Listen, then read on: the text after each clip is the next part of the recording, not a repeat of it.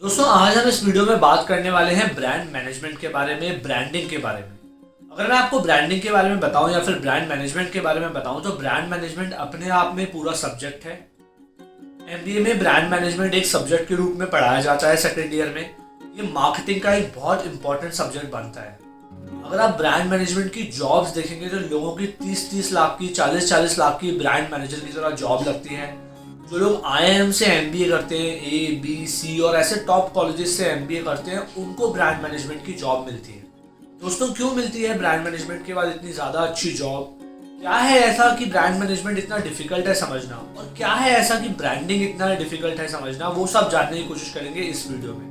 मैं आपको A to Z from इस पॉइंट से कि ब्रांड मैनेजमेंट होता क्या है, ब्रांड होता क्या है, टिल द टाइम की ब्रांड करते कैसे हैं, उसको मेजर कैसे करते हैं, सब कुछ इस वीडियो में समझाने वाला हूँ। वीडियो थोड़ा सा बड़े होने वाला है, लेकिन वीडियो को एंड तक जरूर देखिएगा। अगर आप इस वीडियो को पूरा देखते हैं तो आप ब्रांड मैनेजमेंट के बारे में सब कुछ जान पाएंगे। चाहे आप एक स्टूडेंट हैं, चाहे आप अभी एमबीए कर रहे हैं, चाहे आप एमबीए कर चुके हैं, ब्रांड मैनेजमेंट के बारे में जानना आपके लिए बहुत इंपॉर्टेंट होगा। अगर आप अपनी खुद की कंपनी बनाना चाहते हैं तो ब्रांड आपके लिए बहुत इंपॉर्टेंट है समझना।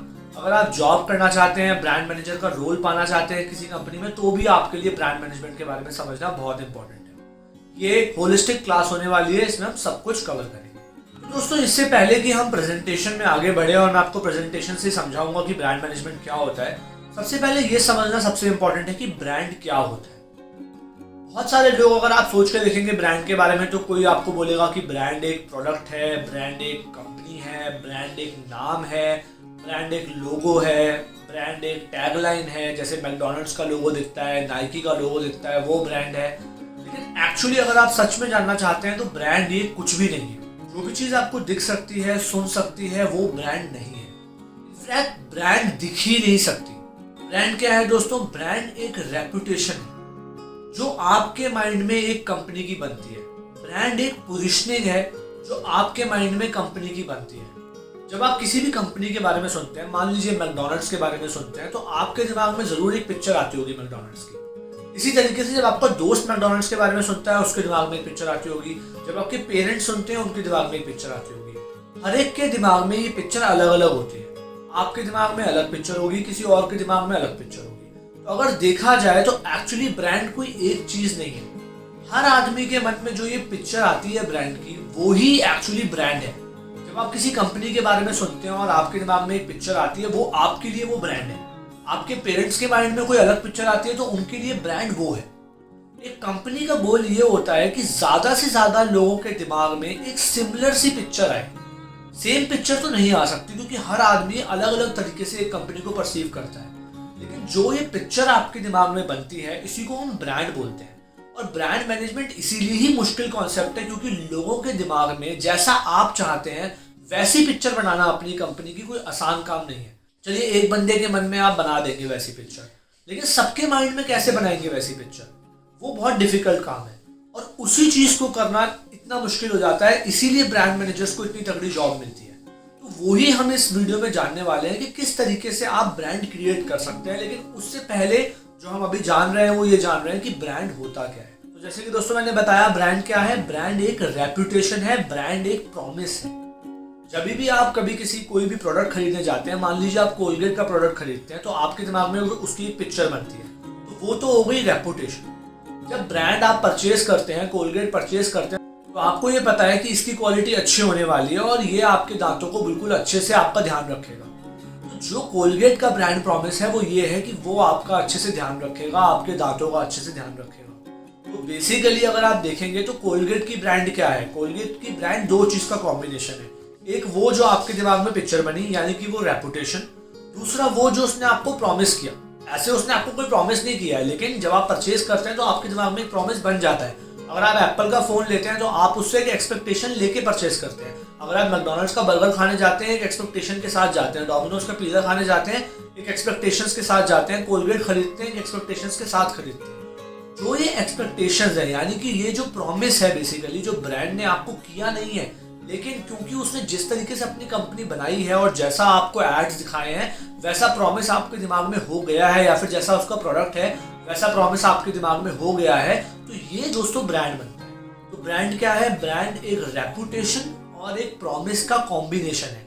यानी कि वो इमेज जो आपके दिमाग में बनती है और उस इमेज की वजह से जो आपको लगता है कि ब्रांड आपसे प्रॉमिस करती है, जो एक्सपेक्टेशंस आपके माइंड में ब्रांड सेट करती है या कंपनी सेट करती है, वो बेसिकली ब्रांड है। तो अगर अब आपसे दोस्तों कोई पूछता है ब्रांड क्या है, तो उसे बताइए कि ब्रांड कोई एक चीज नहीं है। हर आदमी के दिमाग में जो पिक्चर बनती है, जो रेपुटेशन बनती है, वो ब्रांड है। और जो प्रॉमिस हर आदमी सोचता है कि वो कंपनी उसे कर रही है, वो ब्रांड है। उसका कॉम्बिनेशन एक ब्रांड है। इन दोनों चीजों से क्या होता है दोस्तों, इन दोनों चीजों से प्रिडिक्टेबिलिटी आती है। यानी कि जब भी आप मैकडॉनल्ड्स का बर्गर खाने जाएंगे, आज खाइए, 10 दिन बाद खाइए, 100 दिन बाद खाइए, किसी और कंट्री में खाइए, आपको हमेशा ऐसा लगेगा कि उसका टेस्ट ऐसा होना चाहिए, आपके दिमाग में जो पिक्चर है बिल्कुल वैसा होना चाहिए।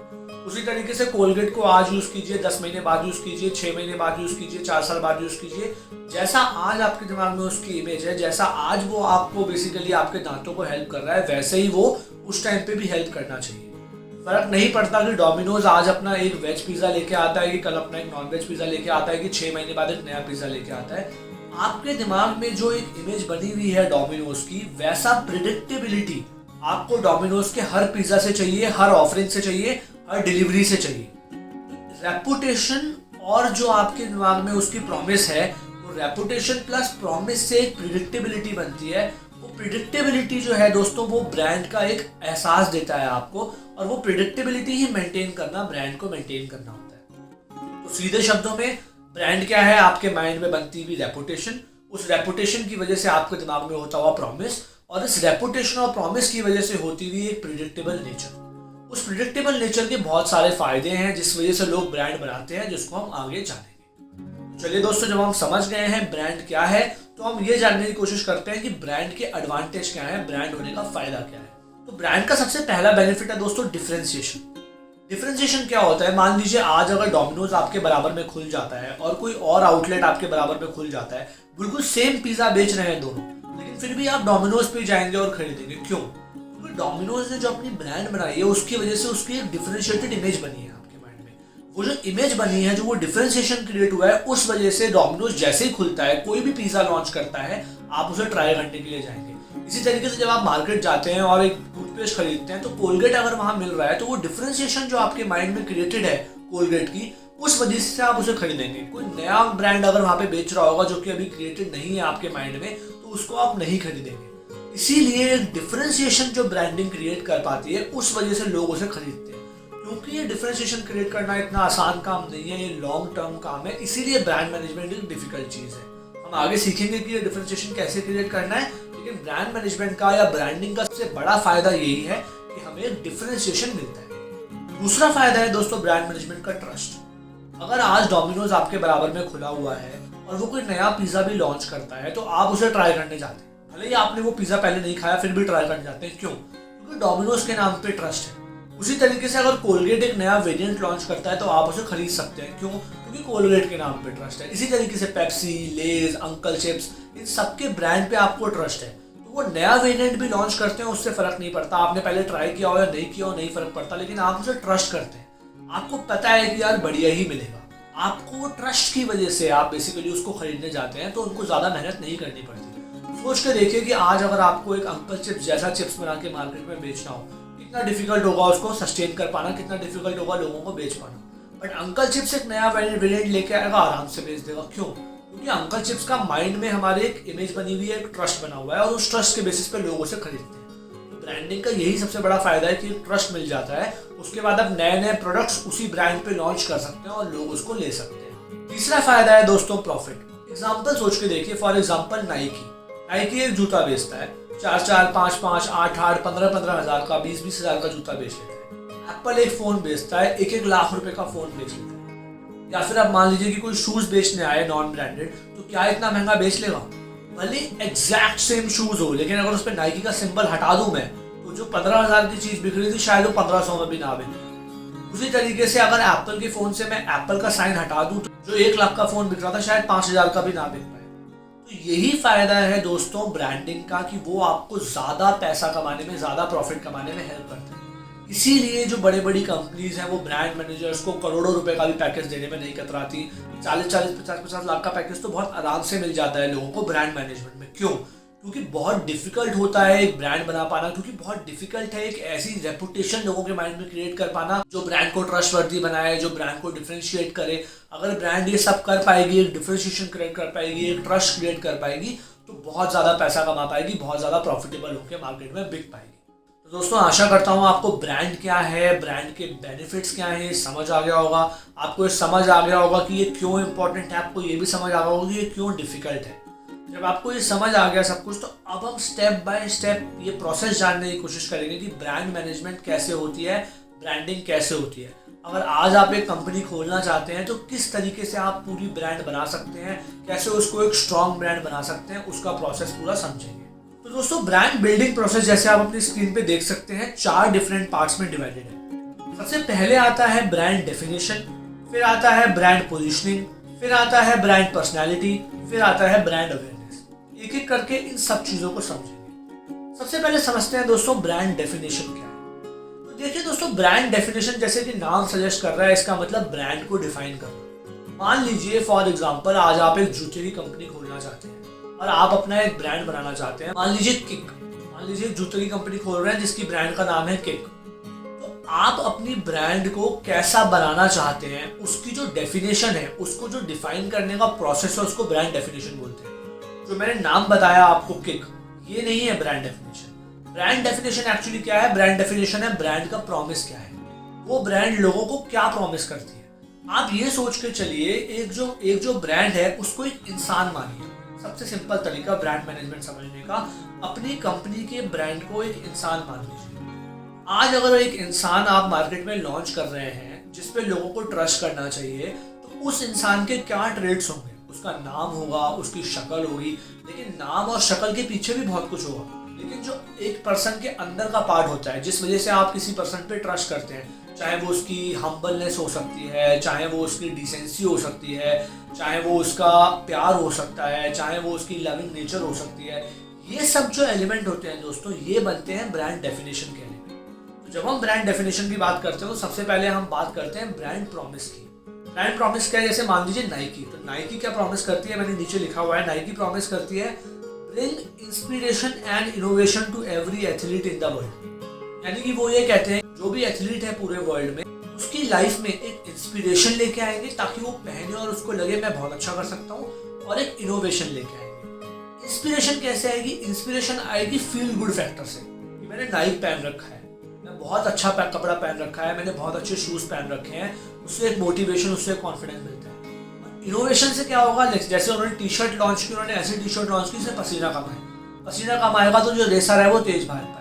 उन्होंने जूते लॉन्च किए तो उन्होंने ऐसे जूते लॉन्च किए जिसमें बेसिकली लोगों की ग्रिप अच्छी बने ताकि लोग तेज भाग पाए। तो उन्होंने इनोवेट किया। तो इनोवेशन उन्होंने प्रोडक्ट लेवल पे किया, इंस्पिरेशन उन्होंने आपके माइंड में किया, फंक्शनल लेवल पे किया, और ये दोनों चीजें मिलके बेसिकली जो बनी वो उनका ब्रांड प्रॉमिस बना। तो सबसे पहले आप जब ब्रांड को डिफाइन कर रहे हैं तो आपको प्रॉमिस डिफाइन करना पड़ेगा कि आपका जूता जो होगा किक कंपनी का, वो किस चीज के लिए स्टैंड होगा। क्या वो एक सस्ता जूता होगा ताकि सब उसे खरीद पाए? क्या वो एक दिखने में फैशनेबल जूता होगा ताकि सब उसे खरीद पाए? या क्या वो एक एथलेटिक जूता होगा जो सारे स्पोर्ट्समैन खरीद पाए? उससे भी ज्यादा नीचे आप जा सकते हैं, जैसे नाइक गया है।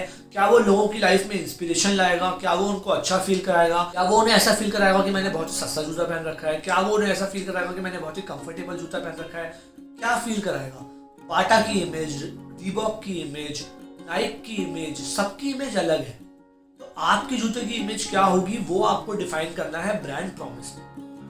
ब्रांड प्रॉमिस के बाद दोस्तों जो दूसरी चीज आती है वो होता है ब्रांड ड्राइवर्स। प्रॉमिस जो है वो तो एक लाइन है या 2 लाइन है जो आपने सबसे हाई लेवल पे किया। जैसे नाइकी ने किया कि मैं इंस्पिरेशन लाऊंगा और इनोवेशन लाऊंगा हर एथलीट की लाइफ में। लेकिन ब्रांड ड्राइवर्स क्या है? ब्रांड ड्राइवर्स ऐसे वर्ड्स हैं जो आप अपने ब्रांड के साथ एसोसिएट करना चाहते हैं। जैसे फॉर एग्जांपल हो सकता है नाइकी एसोसिएट करना चाहे अपने ब्रांड के साथ reliable, trust, innovative, athletic, beautiful, strong, हो सकता है ऐसे वर्ड्स। हो सकता है जो आप जूता लॉन्च करना चाहें उसके साथ आप या अपनी जो कंपनी लॉन्च कर रहे हैं कि उसके साथ आप ऐसे ड्राइवर्स एसोसिएट करना चाहें जैसे सस्ता आया मान लीजिए तो affordable, good for all, trustworthy, happy, clean, soft. हो सकता है ऐसे वर्ड्स। तो जो भी ये शब्द हैं, जो कि प्रॉमिस तो एक मैसेज हो गया जो आप सबसे हर चीज हमेशा मान के चलेंगे। अगर आज नाइकी अपना कोई भी जूता लॉन्च करता है तो वो सबसे पहले यही सोचता है कि क्या ये जूता इंस्पिरेशन और इनोवेशन लाएगा। आपका जो भी प्रॉमिस होगा, आप भी हर प्रोडक्ट लॉन्च करने से पहले ये सोचेंगे कि क्या मेरे प्रॉमिस को फुलफिल कर रहा है। उसके बाद आप हर प्रोडक्ट को लॉन्च करने से के साथ ये भी सोचेंगे कि क्या ये मेरे ड्राइवर्स को सॉल्व कर रहा है, क्या लोगों के माइंड में जो मेरी इमेज बनेगी, क्या वो 15-20 शब्द जो लोग सोच सकते हैं मेरे ब्रांड को सुन के, क्या ये उसमें फिट हो रहा है। और आपको वो शब्द पहले खुद सोचने पड़ेंगे, पहले अपने दिमाग में खुद क्लियर होना पड़ेगा। जब आप क्लियर हो जाएंगे तभी आप लोगों के दिमाग में वो डाल पाएंगे। कैसे डाल पाएंगे वो आगे समझेंगे, लेकिन क्लियर होना सबसे इंपॉर्टेंट है। तो ये होते हैं ब्रांड ड्राइवर्स। तीसरी चीज है दोस्तों ब्रांड आर्किटेक्चर। ब्रांड आर्किटेक्चर को आप ब्रांड का घर समझिए। फॉर एग्जाम्पल, ऐसा हो सकता है कि आप पूरे घर को ब्रांड कर दें। मान लीजिए नाइकी जो है वो पूरा एक घर है जिनका आर्किटेक्चर एक हाउस आर्किटेक्चर है। उन्होंने अपना घर मतलब नाइकी को ही ब्रांड कर रखा है। कोई भी जूता आता है वो नाइकी में ही आता है, मतलब उसका ब्रांड नाइकी ही होता है। लेकिन कई कंपनी ऐसी होती है जैसे प्रॉक्टर एंड गैम्बल है बेसिकली, जो कि पीएनजी के नाम से आपको कोई भी कंपनी के नाम से कोई भी प्रोडक्ट नहीं मिलता। हर प्रोडक्ट का अपना ब्रांड बनाते हैं। जैसे टाइड पीएनजी का प्रोडक्ट है तो टाइड एक ब्रांड है। अगर वो कोई और प्रोडक्ट लॉन्च करते हैं तो उसका एक अलग ब्रांड होगा, आपको पता भी नहीं चलेगा कि वो पीएनजी का है। लेकिन पीएनजी एक मेन ब्रांड है जिसका एक प्रॉमिस है। उसके अंदर छोटे छोटे कमरे हैं, जैसे कि टाइड हो गया या उनके और भी जो प्रोडक्ट हो गए वो उनके अलग अलग कमरे हैं। हाउस ऑफ ब्रांड जो होता है बेसिकली, या आर्किटेक्चर ऑफ ब्रांड जो होता है वो बेसिकली यही होता है कि आपका ब्रांड का आर्किटेक्चर कैसा होगा। क्या आप हाउस आर्किटेक्चर फॉलो करेंगे, यानी कि क्या आप अपने ब्रांड का एक नाम बनाएंगे और सारे प्रोडक्ट उसी ब्रांड पे लॉन्च करेंगे, या फिर क्या आप एक रूम आर्किटेक्चर फॉलो करेंगे कि एक तो आपकी कंपनी का नाम हुआ, उसकी एक लोगों के माइंड में इमेज हुई, और फिर उसके बाद उसके सारे प्रोडक्ट के अलग अलग ब्रांड हुए जो कि कमरे बने। समझ पा रहे हैं आप? हाउस या फिर रूम। हाउस मतलब एक ब्रांड जिसके अंदर सारे के सारे चीजें जो आएंगी उसी ब्रांड से लॉन्च होंगी, या फिर रूम यानी कि एक हाउस जिसका एक ब्रांड है, मान लीजिए पीएनजी, और हर रूम का अपना अपना ब्रांड है, मान लीजिए टाइड, और या फिर बाकी बाकी जो भी उनके ब्रांड्स बनते हैं। और इस तरीके से आप हाउस आर्किटेक्चर डिफाइन कर सकते हैं। ये आपको पहले सोचना पड़ेगा अपने ब्रांड को लॉन्च करने से पहले कि आप कौन सा आर्किटेक्चर फॉलो करना चाहते हैं, हाउस आर्किटेक्चर या रूम आर्किटेक्चर। अगर आप हाउस आर्किटेक्चर फॉलो करते हैं, अगर आप छोटी ब्रांड है तो आप ज़्यादा फायदेमंद हो सकते हैं, लेकिन तब जब वो हाउस आर्किटेक्चर एक बड़ी ब्रांड है। अगर वो बड़ी ब्रांड नहीं है तो आप रूम आर्किटेक्चर फॉलो कीजिए ताकि कोई ना कोई रूम एक बड़ी ब्रांड बन पाए। दोस्तों आशा करता हूँ आपको ब्रांड डेफिनेशन समझ आ गई होगी। ब्रांड डेफिनेशन में हमने समझा कि ब्रांड प्रॉमिस क्या होता है, जो कि 1 या 2 लाइन है जो आप लोगों को करते हैं, करना चाहते हैं। फिर ब्रांड ड्राइवर्स क्या होता है, जो कि 10 से 15 ऐसे वर्ड्स हैं जो आप चाहते हैं लोगों के माइंड में आपके बारे में बैठे। फिर ब्रांड आर्किटेक्चर है जो कि या तो हाउस आर्किटेक्चर हो सकता है या फिर रूम आर्किटेक्चर हो सकता है। अब समझने की कोशिश करते हैं दोस्तों दूसरी चीज जो है ब्रांडिंग के बारे में, जो ब्रांडिंग में सबसे इंपॉर्टेंट हो जाती है वो है ब्रांड पोजीशनिंग। ब्रांड पोजीशन मतलब ये कि आप लोगों के माइंड में अपनी ब्रांड की क्या इमेज बिठाना चाहते हैं। जैसे फॉर एग्जांपल, जब मैं मैकडोनल्ड्स के बारे में सुनता हूँ तो अगर मैं मैकडोनल्ड्स के बारे में सोचता हूँ तो मुझे एक हैप्पी इंसान का फेस दिखता है जो उन्होंने अपने ब्रांड पे बना रखा है। एक येलो कलर है, मतलब एक वाइब्रेंट ब्राइट कलर है। तो मैकडोनल्ड्स ये चाहता है कि लोगों के दिमाग में एक ब्राइट पिक्चर बने मैकडोनल्ड्स की। उसी तरीके से नाइकी ये चाहता है उनके एड्स वगैरह को देख के कि लोग उनके बारे में जब सोचें तो जूता ना सोचें, वो स्पोर्ट्स सोचें, एथलेटिज्म सोचें। उसी तरीके से आप क्या चाहते हैं कि लोग आपके बारे में क्या सोचें, क्या पोजीशन आप उनके दिमाग में बनाना चाहते हैं अपने ब्रांड की, उसको बोलते हैं ब्रांड पोजीशनिंग। तो ब्रांड पोजीशनिंग बनाने के लिए हमें क्या क्या करना पड़ता है, हमें 3 स्टेप्स फॉलो करने पड़ते हैं। सबसे पहले हमें कस्टमर आइडेंटिफाई करना है। जिन लोगों के माइंड में आपको पोजीशन बनानी है, सबसे पहले आपको वो लोग पता होने चाहिए। अगर मान लीजिए वो बच्चे हैं फॉर एग्जाम्पल, जिनको आप अपना प्रोडक्ट बेचना चाहते हैं, तो ऑब्वियसली बात है कि आप कोई सीरियस पोजीशनिंग नहीं बना सकते। अगर वो बड़े हैं तो आप कोई बिल्कुल ही हंसती खेलती पोजीशन नहीं बना सकते। तो आपको ये देखना पड़ेगा कि आपके कस्टमर कैसे हैं। अलग अलग तरीके से कस्टमर आप आइडेंटिफाई कर सकते हैं। एज के बेसिस पे कर सकते हैं, जेंडर के बेसिस पे कर सकते हैं, वो लोग कहाँ रहते हैं इस बेसिस पे कर सकते हैं। जैसे एप्पल ने किया हुआ है कि लोगों के पास कितना पैसा है, उस बेसिस पे कर सकते हैं। वो एथलीट हैं या फिर वो नॉन एथलीट हैं, इस बेसिस पे कर सकते हैं। या फिर वो किस तरीके का खाना पसंद करते हैं, कई लोग हेल्दी खाना पसंद करते हैं, कई लोग अनहेल्दी, उस बेसिस पे कर सकते हैं। आपका जो प्रोडक्ट है बेसिकली उस हिसाब से आपको डिफाइन करना पड़ेगा कि आपका कस्टमर कैसा होगा। उस हिसाब से आपको अपने कस्टमर को आइडेंटिफाई करना पड़ेगा। जब आप अपने कस्टमर को आइडेंटिफाई कर लेते हैं तो आप ये सोच पाएंगे कि इस टाइप के कस्टमर्स के अंदर किस टाइप के ब्रांड पोजीशनिंग बनाई जा सकती है। तो पहला स्टेप है कस्टमर आइडेंटिफिकेशन। जब आपने कस्टमर को आइडेंटिफाई कर लिया तो इससे पहले कि आप पोजीशन क्रिएट करें, सबसे पहले जो और टेंजिबल या फिर और आसान चीज़ है क्रिएट करना, वो है बेनिफिट्स। तो पहले आप बेनिफिट क्रिएट कीजिए। जैसे फॉर एग्जांपल जब एप्पल ने अपना फ़ोन लॉन्च किया तो उसने जो बेनिफिट सोचे, उसने ये सोचा कि मैं एक ऐसा फ़ोन बनाऊंगा जो लोग बहुत आसानी से ऑपरेट कर लें, जो लोगों को देख के बहुत अच्छा लगे, जो लोग अगर अपने पास रखें तो उनकी एक इमेज बने, जो जब लोग यूज़ करें तो वो फ़ोन भी कर पाएँ, गाने भी सुन पाएँ, फ़ोटो भी खींच पाएँ, जो आज हर स्मार्टफोन में होता है। सबसे पहले एप्पल ने किया, क्योंकि एप्पल ये सारे बेनिफिट सोच पाया, इसी वजह से, इन सारी चीज़ों की वजह से उस लोगों के माइंड में एक पोजिशनिंग बन पाई। तो सबसे पहले एप्पल ने ये सोचा कि मुझे अमीर लोगों को प्रोडक्ट बेचना है तो मैं महंगा बेचूंगा। फिर इसने ये सोचा कि मुझे जो बेनिफिट्स लेके आने हैं, मुझे ये सब लेके आने हैं कि मुझे स्लीक बनाना है, कि अपने प्रोडक्ट को अच्छा दिखना चाहिए, मेरे प्रोडक्ट से लोग कैमरा ऑन कर पाए, मेरे प्रोडक्ट से लोग बात कर पाए, मेरे प्रोडक्ट से लोग गाने सुन पाए। ये सारे बेनिफिट्स सोचे। ये सारे बेनिफिट्स जब उसने सोच लिया और जब कस्टमर आइडेंटिफाई कर लिया, फिर उसने सोचा कि यार इन सब के बेसिस पे, इन सब बेनिफिट्स के बेसिस पे और ऐसे कस्टमर्स के माइंड में क्या इमेज बन सकती है। फिर उसने इमेज बनानी शुरू की और फिर उसने सोचा अच्छा सोचता हूँ क्या पोजीशन, ऐसी पोजीशन बन सकती है कि बहुत ही सोफिस्टिकेटेड चीज़ है, ऐसी पोजीशन बन सकती है कि बहुत ही हाई क्लास चीज़ है, ऐसी पोजीशन बन सकती है कि बहुत ही स्लीक और बहुत ही ब्यूटीफुल और बहुत ही बढ़िया एक्सपीरियंशियल चीज़ है। जब उसने ये सोच लिया कि उसके कस्टमर कैसे होंगे, जब उसने ये सोच लिया कि उसके बेनिफिट्स कैसे होंगे, तो उसने सोच लिया कि उसे क्या पोजीशन क्रिएट करनी है। तो आपको भी यही करना है कि पहले कस्टमर्स देखिए, फिर बेनिफिट्स देखिए, उनके बेसिस पे लोगों के माइंड में बिलीफ्स डालिए कि मेरा प्रोडक्ट जो है वो स्लीक है, ब्यूटीफुल है, एक अच्छी इमेज देता है, ये सारे के सारे बेनिफिट बिलीफ्स डालिए। तो इन 3 बेसिस पे आप बेसिकली लोगों के माइंड में अपने ब्रांड की पोजीशनिंग बना सकते हैं। तीसरी चीज़ आ जाती है दोस्तों ब्रांड पर्सनैलिटी। इस पर्सनैलिटी मतलब जो मैंने पहले कहा था कि आप ब्रांड को एक इंसान की तरह मानिए। तो इंसान की पर्सनैलिटी में क्या क्या होता है, उसका नाम होता है, उसकी शक्ल होती है, उसके रंग रूप होते हैं, वो कपड़े कैसे पहनता है वो होता है, उसका एक स्टाइल होता है।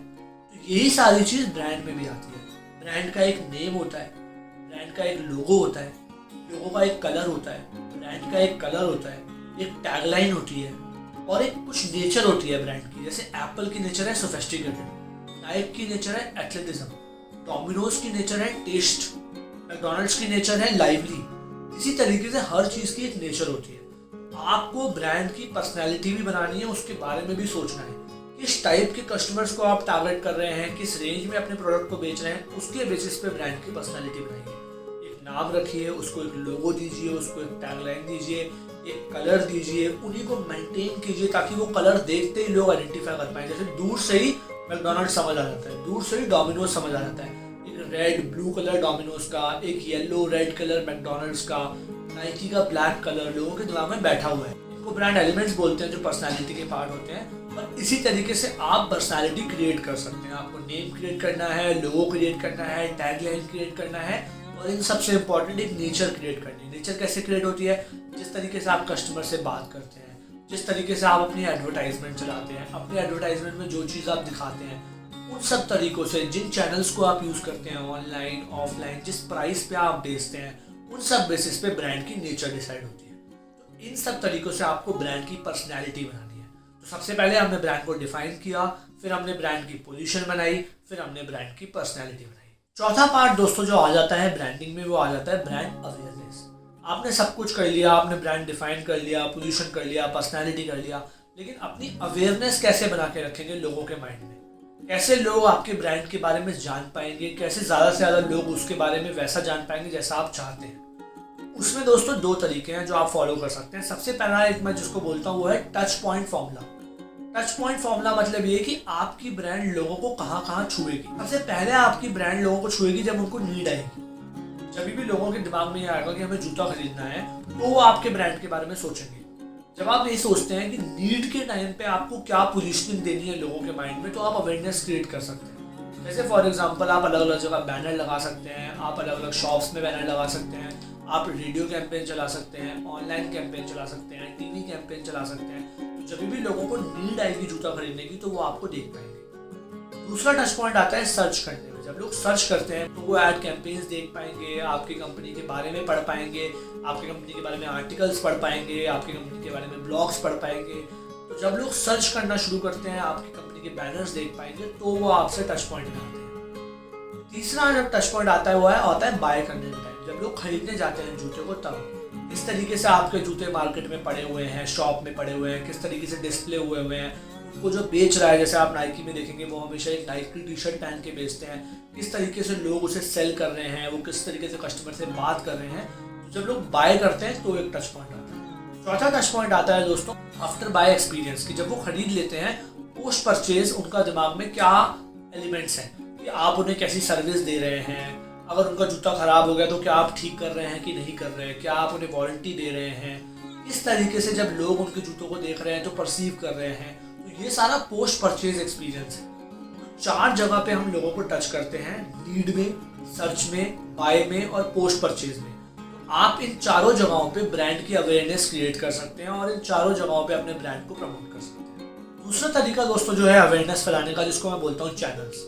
चैनल्स मतलब ये कि आप किस मीडियम से लोगों को अपना प्रोडक्ट बेचना चाहते हैं या फिर किस मीडियम से आप अपने प्रोडक्ट के बारे में इंफॉर्मेशन लोगों तक पहुंचाना चाहते हैं। अगर वो ऑनलाइन चैनल्स हैं तो आप अपनी वेबसाइट के थ्रू, अमेजोन के थ्रू, फ्लिपकार्ट के थ्रू, गूगल के थ्रू, यूट्यूब के थ्रू अपनी ब्रांड की अवेयरनेस फैला सकते हैं। अगर वो ऑफलाइन चैनल हैं तो आप मॉल में अपने बैनर लगा के, शॉप में बैनर्स लगा के, जब आप कोई आपकी शॉप में एंटर करता है तो वहाँ पर किस तरीके से आपने डिस्प्ले कर रखा है, क्या स्लोगन्स लगा रखे हैं, उन सब तरीकों पे आप अवेयरनेस क्रिएट कर सकते हैं। तो दूसरा इंपॉर्टेंट तरीका हो जाता है कि आप किस चैनल के थ्रू अपने प्रोडक्ट को बेच रहे हैं या फिर कैसे उसकी अवेयरनेस क्रिएट कर रहे हैं।